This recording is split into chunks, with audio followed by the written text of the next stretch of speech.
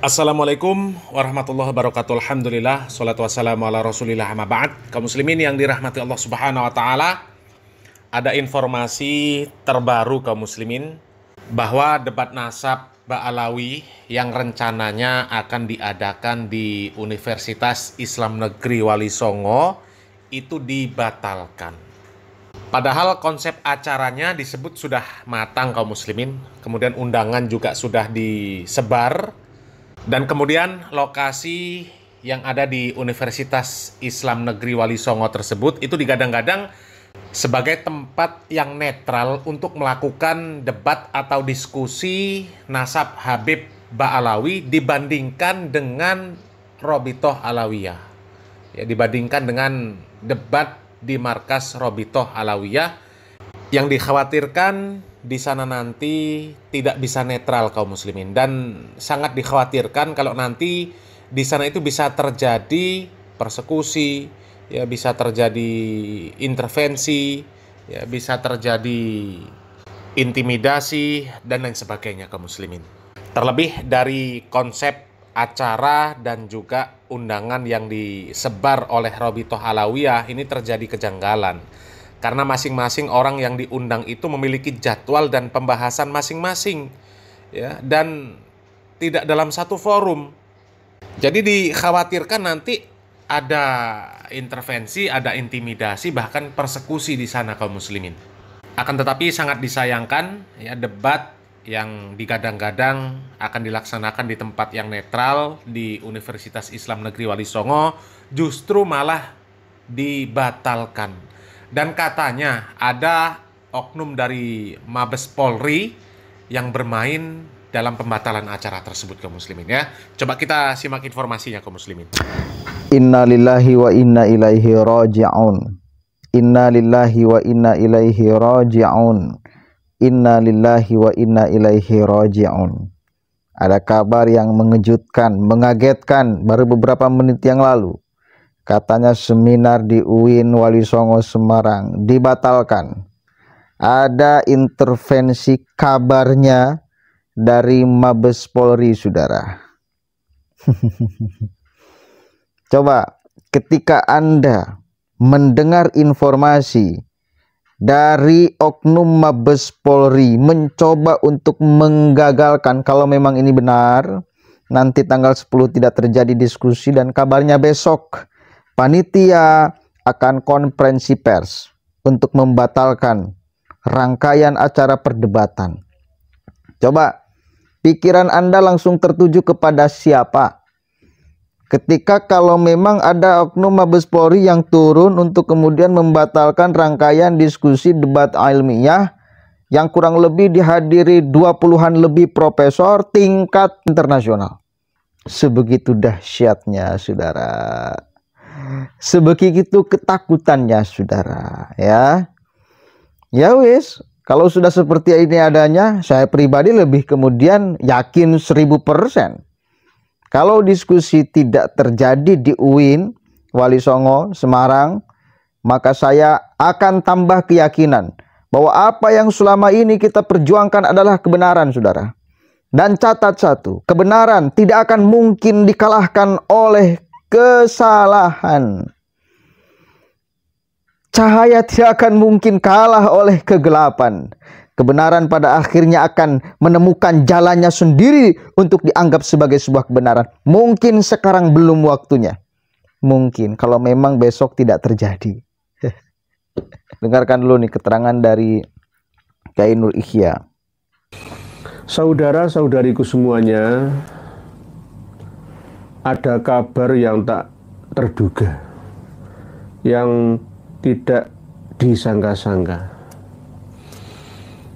tentang acara yang akan terselenggara di UIN Wali Songo di kota Semarang sana. Kabar yang kami terima baru beberapa menit yang lalu bahwa acara diskusi kelas internasional ini ada yang menggagalkannya. begitu sakti dan hebatnya orang yang bisa menggagalkan mendikte sekelas perguruan tinggi di bawah Kementerian Agama. Independensi, kemandirian perguruan tinggi dengan tridharmanya itu sebenarnya tidak boleh didikte, diatur oleh siapapun juga. Ini yang sangat kami sesalkan dan kami mohon pihak UIN Wali Songo Semarang untuk mengumumkan secara terbuka kenapa acara yang akan terselenggara besok tanggal 10 bulan ini kok tidak jadi diadakan. Alasannya apa? Mohon penjelasan karena saya sendiri bukan panitia, namun saya sudah mengajukan cuti untuk ikut serta berpartisipasi dalam acara ini dan sudah di ACC. Saya sudah menyiapkan data pamungkas pramana pertama, utama, dan terakhirnya.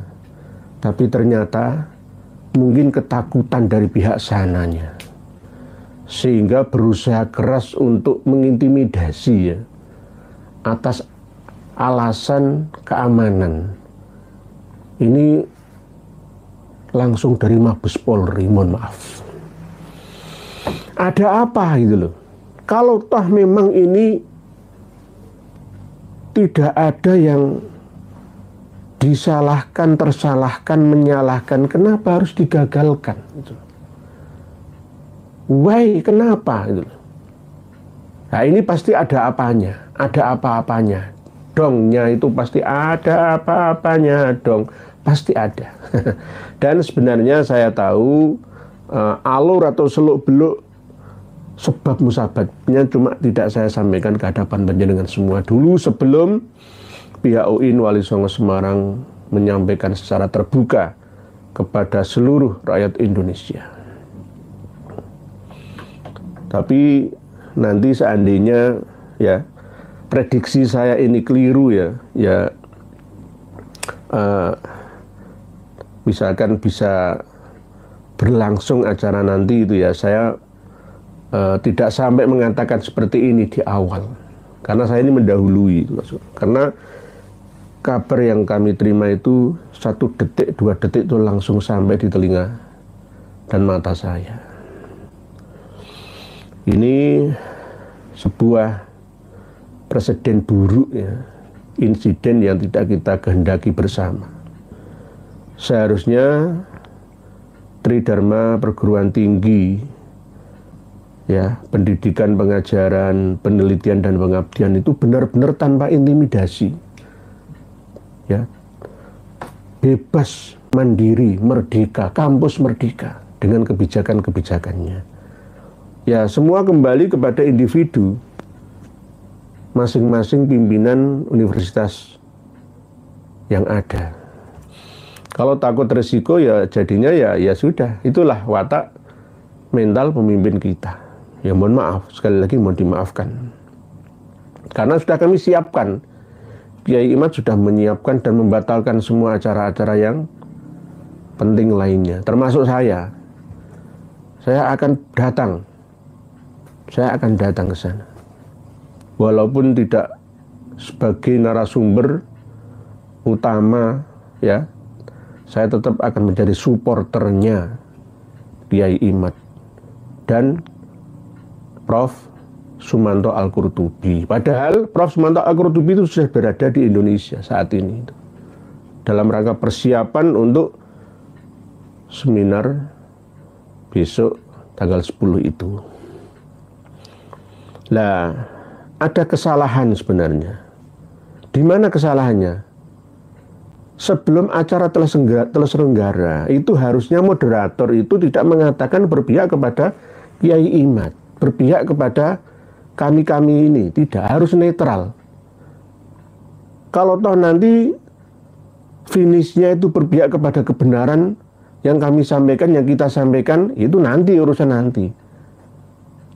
Moderator tidak boleh diwawancarai oleh pihak manapun sebelumnya.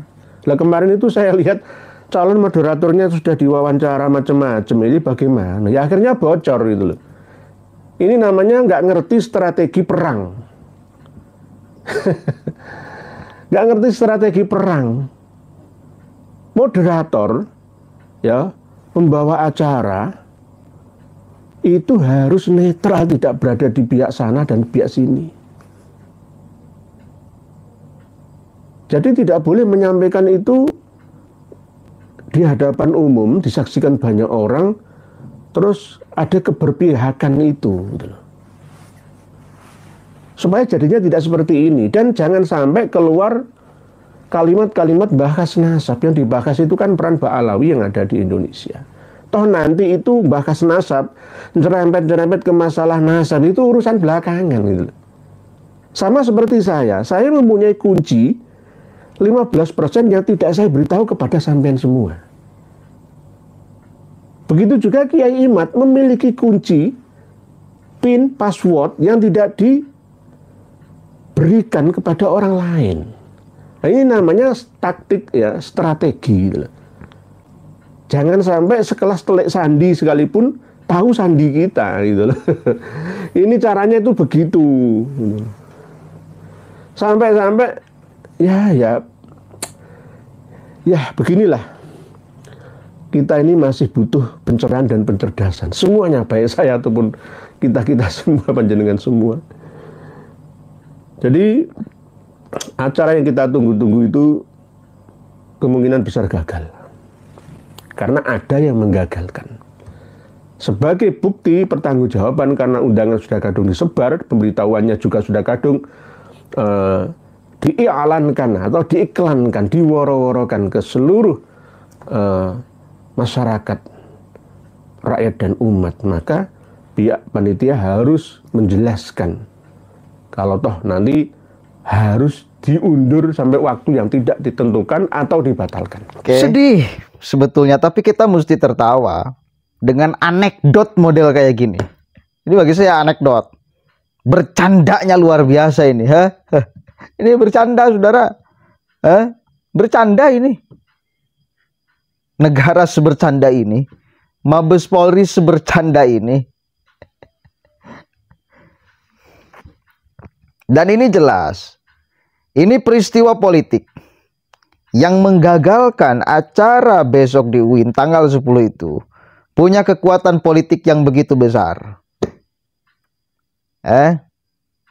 Makanya mari kita berpikir sama-sama. Mari kita kemudian menganalisis siapa yang berpotensi bisa membisiki Kapolri, bisa membisiki Mabes Polri untuk mencegah acara diskusi itu berlangsung. Siapa? Saya tidak pernah menyebut nama beliau di thumbnail, di judul. Bahkan ketika ngonten urusan perhabiban, saya belum pernah mengatakan nama beliau. Saya sangat menaruh hormat kepada beliau. Kalaupun beliau adalah bukan zuriyah Nabi, maka tetap hormat saya tak akan pernah tergeser sedikit pun tadinya.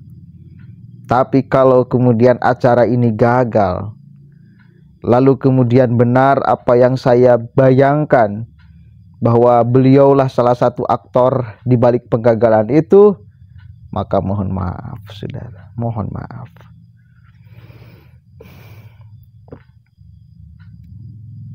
Tapi ya, namanya kotoran, sebagaimanapun kuatnya kemudian disembunyikan, pada akhirnya akan dianggap sebagai kotoran. Orang akan mencium bau pesing itu, orang akan mencium bau tai itu, bau bangkai itu, orang akan menciumnya. Satu kali lagi, mungkin sekarang belum waktunya, tapi ingat dan catat, Allah selalu akan berpihak kepada orang yang benar. Hanya narasi itu yang bisa kita keluarkan untuk sekarang. Karena bukan lawan, kalau urusan politik itu ya bukan lawan. Kita kan mengejarnya urusan narasi ilmiah, Mereka pakai melawan pakai urusan politik, ya wis, nggak apple to apple, Gos. Nggak apple to apple. Mau bagaimanapun, kita tahu kekuatan politik mereka, dan kita tahu circle Habib itu ada di circle pemerintahan, dan bahkan ada di circle Mabes. Tahu kita di circle Polri itu ada. Nah, maka kemudian kalau urusan ilmiah dilawan dengan politik, ya nggak apple to apple. Cukup tahu aja, kan itu. Kita cukup tahu aja. Oh, gitu ya. Setelah kalah berargumen, setelah kalah data lawan data, ilmu lewat ilmu, narasi lawan narasi, ujung-ujungnya main politik. Pakai urusan ilmiah oleh kemudian intervensi politik. Tapi satu kali lagi, ya kita cukup tahu aja, wes. Masyarakat itu nggak bodoh untuk membaca ini semua. Teka-teki ini itu nggak sulit lah membacanya.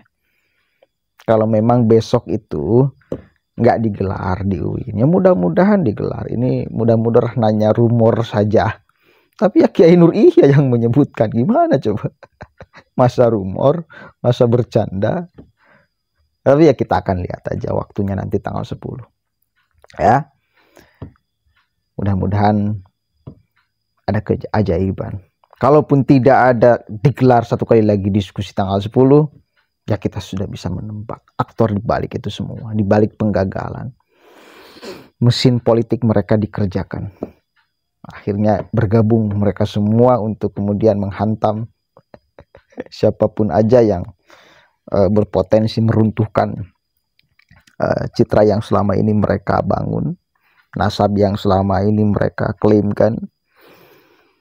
Mereka pakai kekuatan itu dan mereka gabungkan seluruh kekuatan yang ada di dalam pemerintahan mau di luar pemerintahan, bersatu. Ini itu satu kali lagi kita cukup tahu aja ya. Nah, kaum muslimin ya, repot kalau sudah masalah seperti ini dicampuri dengan masalah politik, dengan kepentingan dunia. Akan tetapi tidak mengherankan juga kaum muslimin kalau masalah seperti ini dicampuri dengan urusan dunia. Karena kalau kita menyimak ceramah-ceramah para habaib ya, ketika mereka cerita-cerita khurafat, cerita-cerita tentang karomah para wali ya. Kemudian ketika mereka mendoktrin supaya nasab mereka ini posisinya lebih tinggi daripada yang lain, itu kan kepentingan dunia. Karena di hadapan Allah Subhanahu wa Ta'ala itu nggak penting urusan nasab, itu nggak penting ya. Apalagi cerita-cerita karomah, bahkan karomah yang dimiliki oleh para habaib itu seolah-olah melebihi mukjizat yang Allah Subhanahu wa Ta'ala berikan kepada para nabi ya. Nabi Muhammad SAW saja seumur hidup beliau mi'raj hanya 1 kali ya, tapi Habib bisa 70 kali dalam sehari mi'raj ya. Padahal Nabi Muhammad SAW mi'raj 1 kali pun itu dalam rangka menerima wahyu sholat, wahyu yang sangat luar biasa ya, urgensinya tinggi. Lah Habib ya mi'raj 1 hari 70 kali, urgensinya apa ya? Dan itu apa tujuannya cerita seperti itu kalau bukan untuk mendoktrin kaum muslimin supaya menganggap para habaib itu adalah orang-orang yang sangat luar biasa ya, namanya bisa dijadikan jawaban ketika ditanya malaikat di dalam kubur ya. Coba, itu semuanya kan untuk kepentingan duniawi mereka, supaya mereka di dunia ini dimuliakan ya, supaya mereka ini di dunia ini nggak susah cari fulus ya. Karena ada Habib yang mendoktrin jamaahnya bahwa kita memberikan hadiah kepada para habaib ya, memberikan uang, memberikan apapun ya, itu pahalanya lebih besar daripada zakat, lebih besar daripada infak sodakoh. Coba, itu apa tujuannya kalau nggak supaya mereka gampang dapat fulus? Itu kan balik-balik lagi urusannya dunia. Jadi dunia ini sudah membutakan mata, membutakan hati ya, para habaib kaum muslimin. Dan urusan dunia inilah yang dikhawatirkan oleh seorang sahabat ya, sekaligus khalifah Ali bin Abi Thalib radhiyallahu an. Beliau radhiyallahu an mengatakan, inna akhwafa ma akhafut tiba'ul hawa wa tulul amal. Fa amma tiba'ul hawa fayasuddu 'anil haq wa ammatulul amal fayungsil akhirah. Perkara yang paling aku takutkan, kata sahabat Ali radhiyallahu an, adalah mengikuti hawa nafsu dan panjang angan-angan. Ya. Adapun mengikuti hawa nafsu, dia akan memalingkan kita dari kebenaran. Adapun panjang angan-angan, dia akan membuat kita lupa akan akhirat. Jadi orang yang cinta dengan hawa nafsunya, panjang angan-angannya, pengennya hidup di dunia ini banyak harta, hidupnya enak, ya padahal berapa lama kenikmatan dunia ini? Ya, paling cuma berapa tahun? Ya 40 tahun, 50 tahun, 60 tahun. Dan itu pun kalau umurnya panjang. Itu kalau umurnya panjang. Karena kata Nabi Muhammad SAW, umur umatku ini antara 60 sampai 70 tahun. Itu maksimal. Ya, dan sangat sedikit yang lebih dari itu. Seharusnya usia yang sedikit itu diisi dengan amalan soleh, mencontoh Nabi Muhammad SAW dalam akidah, dalam ibadah, dalam muamalah. Ya, ini malah diisi dengan kepentingan-kepentingan pribadi, kepentingan-kepentingan duniawi. Bahkan debat nasab pun, ya, yang seharusnya itu nggak tercampuri dengan urusan dunia, dicampuri dengan urusan dunia. Itu karena panjang angan-angan, pengennya kedok mereka nggak terbongkar, masih bisa terus mendoktrin muhibbinnya. Ya, seharusnya kan pembahasan masalah nasab, ya, pembahasan ini nggak tercampuri dengan kepentingan-kepentingan duniawi. Ya, debat nasab ini kan sebenarnya ya, kepentingan agama, ya. Akan tetapi dicampuri dengan urusan dunia, udah repot kaum muslimin, ya, nggak bisa netral akhirnya. Seharusnya masalah debat nasab ini, ya, netral, nggak boleh disusupi dengan kepentingan-kepentingan politik. Karena pembahasan masalah nasab ini kaitannya masalah syariat Islam, ya, masalah nasib umat Islam, terutama para muhibbin habaib. Karena selama ini mereka sudah didoktrin dengan doktrin-doktrin yang sangat sesat dan menyesatkan kaum muslimin. Ya, belajar dengan satu habib yang bodoh itu sama dengan belajar dengan 70 kiai yang alim. Habib yang gila itu lebih mulia daripada ulama. Habib yang kakinya melangkah untuk kemaksiatan, untuk berzina, untuk berjudi, ya, untuk pokoknya kemaksiatan. Itu katanya kakinya lebih mulia daripada kepala seorang ulama. Itu kan doktrin-doktrin yang berbahaya kaum muslimin. Kaum muslimin digiring untuk minta-minta ke kuburan. Ya, kalau ke kuburan orang-orang yang dianggap wali disuruh minta-minta, ya Abdullah Al-Haddad, ya Umar Muhdor. Jadi kaum muslimin ini sudah dijauhkan dari penghambaan diri kepada Allah Subhanahu wa taala. Ya, mereka diajak untuk menghambakan diri kepada para habaib dengan alasan katanya mereka itu adalah zuriat Nabi Muhammad SAW. Ya, dan mereka adalah orang-orang yang suci, orang-orang yang pasti dijamin surga. Yang senakal apapun kalau nasabnya benar pasti mati dalam keadaan husnul khotimah.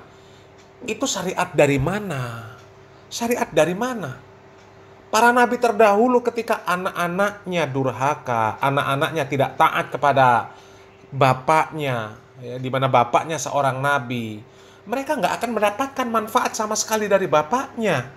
Bahkan Fatimah radhiyallahu an, anak kandung Nabi Muhammad SAW. Nabi Muhammad SAW sendiri mengatakan, ya, andaikan Fatimah ini melanggar syariat Islam, tetap berlaku hukum Islam atas Fatimah radhiyallahu an. Padahal beliau anak Nabi Muhammad SAW. Apalah lagi sekarang ini, ya, orang-orang yang nasabnya masih dipertanyakan.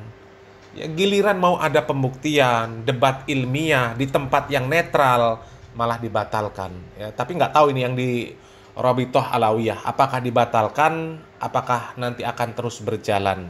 Ya, karena memang ada beberapa orang yang tidak siap untuk menghadiri undangan dari Rabithah Alawiyah karena lokasinya disebut tidak netral dan kemudian ada kejanggalan-kejanggalan dari konsep acara yang dibuat oleh Rabithah Alawiyah, ya, dari undangan yang masing-masing undangan itu memiliki jadwal, memiliki pembahasan yang berbeda-beda, ya, tidak dalam satu forum, tidak dalam satu waktu. Ya, seharusnya lebih baik dalam satu forum, satu waktu, ya, dialog terbuka, live secara langsung, sehingga tidak ada kemungkinan-kemungkinan terjadi intimidasi, intervensi, persekusi ketika acara sedang berlangsung. Tapi kalau seperti ini kejadiannya kaum muslimin, ya, kami juga sangat pesimis, ya, apakah nanti debat nasab di Robitoh Alawiyah itu juga akan dilaksanakan, ya, ataukah akan berjalan atau tidak. Dan seandainya keduanya ini dibatalkan, maka polemik nasab ini tidak berujung kaum muslimin, akan terus berjalan, ya. Tapi mudah-mudahan kaum muslimin akan ada satu momen yang nantinya akan bisa benar-benar membuktikan, ya, apakah para habaib Ba'alawi itu benar-benar zuriat Nabi Muhammad SAW atau bukan. Ya, dan sebenarnya itu pun tidak terlalu penting. Karena yang terpenting itu adalah bagaimana manhaj mereka di dalam beragama. Ya, jelas pun mereka adalah zuriat Nabi Muhammad SAW. Ketika akidah mereka, ibadah mereka, muamalah mereka tidak mencontoh Nabi Muhammad SAW, maka nggak akan ada gunanya nasab. Terlebih kalau kita melihat kondisi sekarang ini, ya, ceramah-ceramah para habaib justru malah menjauhkan umat Islam, menjauhkan terkhusus para muhibbin dari ajaran Islam yang hak. Kaum muslimin justru malah didoktrin oleh mereka untuk hulu, ya, untuk hulu kepada orang-orang yang katanya habaib, yang katanya zuriat Nabi Muhammad SAW. Jadi sangat disayangkan kaum muslimin kalau sampai debat di UIN ini benar-benar batal, ya, dan sepertinya memang benar-benar akan dibatalkan kaum muslimin. Dan kalau memang, ya, pembatalan acara debat di UIN Wali Songo tersebut itu adalah makar dari para habaib, ya, yang mereka takut terbongkar kedok mereka, mudah-mudahan Allah Subhanahu wa Ta'ala akan membukakan jalan yang lain untuk membongkar kedok mereka kaum muslimin. Mudah-mudahan bermanfaat kaum muslimin. Salam waras, salam akal sehat, barakallahu fikum. Wassalamualaikum warahmatullahi wabarakatuh.